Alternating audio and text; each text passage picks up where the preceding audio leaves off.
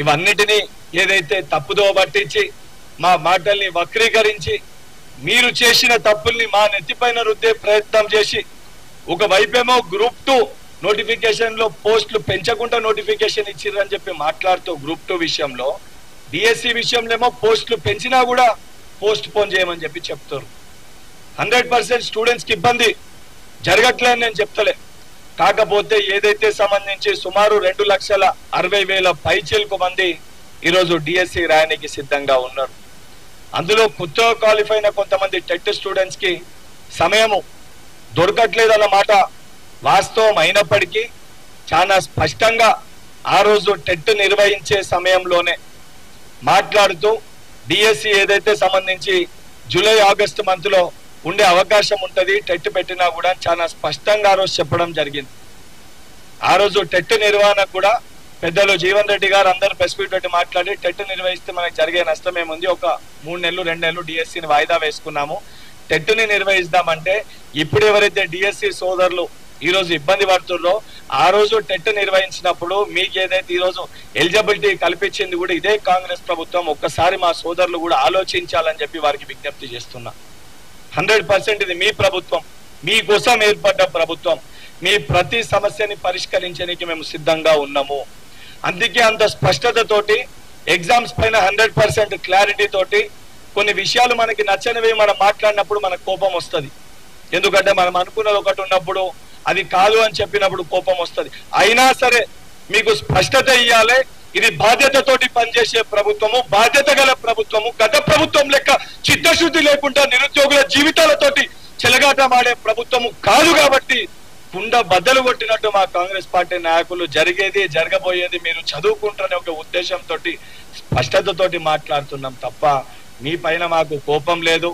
లేకపోతే ఎగ్జామ్ ని post phone చేస్తే ఏదైతే సంబంధించి దాని వలన ఏదైతే సమాజానికి కానీ ఏదైతే రేపటి ఏదైతే ఉద్యోగాల పైన మొత్తము ఈ యొక్క డిఎస్సి పైన ఎఫెక్ట్ పడుతుందనే ఉద్దేశంతో మీకు వివరించే ప్రయత్నం చేస్తున్నాం తప్ప ఏదైతే సంబంధించి మీరు ఏర్పరచుకున్న ప్రభుత్వాన్ని ఏదైతే మీరు తీసుకొచ్చిన కాంగ్రెస్ ప్రభుత్వము మీ పైన ఎందుకు కక్ష సాధింపు చర్యలు చేస్తుంది. ఈ దొంగలు ఎవరైతే ఉన్నారో, ఈ దొంగన కొడుకులు బీజేపీ బీఆర్ఎస్ పార్టీ వాళ్ళు ఎవరైతే ఉన్నారో, బీజేపీ పార్టీ వాళ్ళు నీట్ స్కామ్ ని తప్పుదో పట్టించడానికి, బీఆర్ఎస్ పార్టీ వాళ్ళు వాళ్ళకు ఉద్యోగాలు పోయినాయి కాబట్టి, వాళ్ళకి మంత్రి పదవులు పోయినాయి కాబట్టి ఈ రోజు వారు బయటకు వచ్చారు తప్ప అసలు బీఆర్ఎస్ పార్టీ నాయకులకి యువకుల గురించి మాట్లాడే నైతిక అర్హత ఉందా? కనీసము ఆ జ్ఞానం అన్న వారికి ఏ రోజన్నా ప్రభుత్వంలో ఉన్నప్పుడు కల్వకుంట్ల తారక రామారావు గారు, బోడా సునీల్ నాయక్ గాని, ప్రవళిక గాని ఎంతో మంది నిరుద్యోగ సోదరులు ఆత్మహత్యలు చేసుకుంటే కనీసం ఒక స్పష్టత ఇవ్వండి అని అంటే కనీసం ఒక బీఆర్ఎస్ పార్టీ శాసనసభ్యుడు కనీసం వాళ్ళ దగ్గర ఉన్న ఒక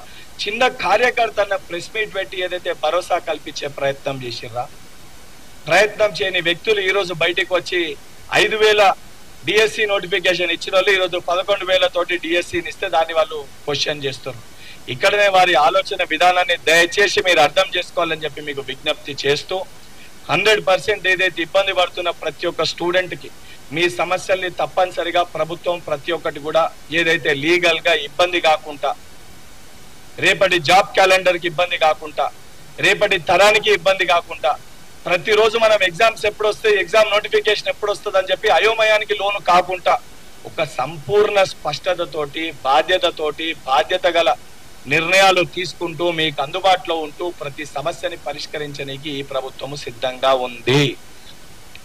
100% ఎంత చిత్తశుద్ధితోటి ఇలా మాట్లాడుతున్నామో 100% ఏదైతే మేము ఇస్తా అన్న ఉద్యోగాల పట్ల కానీ, మేము ప్రకటిస్తా అన్న జాబ్ క్యాలెండర్ పట్ల కానీ, ఏదైతే మేము ఏర్పాటు చేసి సమస్యల పరిష్కారానికే మేము ఏర్పాటు చేసిన కేబినెట్ సబ్ కమిటీ పరిధిలో ఉన్న సమస్యల పైన కానీ, ఇవన్నిటిపైన ఏదైతే యువకులకి విద్యార్థులకి ఏదైతే భరోసా కల్పించే విధంగా 100% మేము మీకు అందుబాటులో ఉంటూ ప్రతి సమస్యని దేని వలన, దేని మూలంగా, దేని కారణంగా ఈ సమస్యని మనం అనేది ఒక స్పష్టత కూడా మీకు ఇస్తామని చెప్పి భరోసా కల్పిస్తూ, ఇటువంటి దొంగల మాటలు నమ్మకుండా నేను చెప్పిన డేట్ లో మీకు నిర్వహించిన టెట్, గతంలో డిఎస్సి పోస్ట్ పోన్మెంట్, ఇవన్నిటినీ ఒక్కసారి ఆలోచించి మనము దేని కోసం కొట్లాడుతున్నామో, దేనికోసం మనం మాట్లాడుతున్నామో, వాళ్ళు మనం దేని కోసం రెచ్చగొడుతున్నారో, గతంలో ఇదే 11 సంవత్సరాల క్రితం ఇదే హరీష్ రావు గారు ఏ రకంగా రెచ్చగొట్టి ఆ రోజు ఎంతో మంది విద్యార్థుల ప్రాణాలు తీసుకుంటే తర్వాత ఈ కుటుంబము గద్దెనెక్కి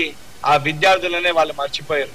కానీ ఈరోజు ఎక్కడ చిన్న పొరపాటు జరిగినా, ఎక్కడ ఇబ్బంది జరిగినా, ఎక్కడ ధర్నా చేసినా దానిపైన ఆ రోజు సాయంత్రమే సీఎం గారు సమీక్షిస్తూ ఆ సమస్య పైన వివరాలు తీసుకుంటూ న్యాయపరమైన చిక్కులు రాకుండా ప్రతి సమస్యని పరిష్కరించే దిశగా ఒక సంపూర్ణ స్పష్టత మన ప్రభుత్వం, మన ప్రజాప్రభుత్వం మనకి తెలియజేస్తుంది. దయచేసి ప్రతి ఒక్క విద్యార్థి కూడా ఇవన్నిటిని ఆలోచించి వాస్తవాలులోకి వెళ్ళి మనకి ఇబ్బందికరంగా ఉన్న వాస్తవాలు ఏ రకంగా ఉన్నాయని ఆలోచించి నిర్ణయాలు తీసుకోవాలని చెప్పి ప్రతి ఒక్క తెలంగాణలో యువకునికి, విద్యార్థికి, అదేవిధంగా విద్యార్థి సంఘ నాయకులకి విజ్ఞప్తి చేస్తూ ఈ దొంగల మాటలు వినొద్దు.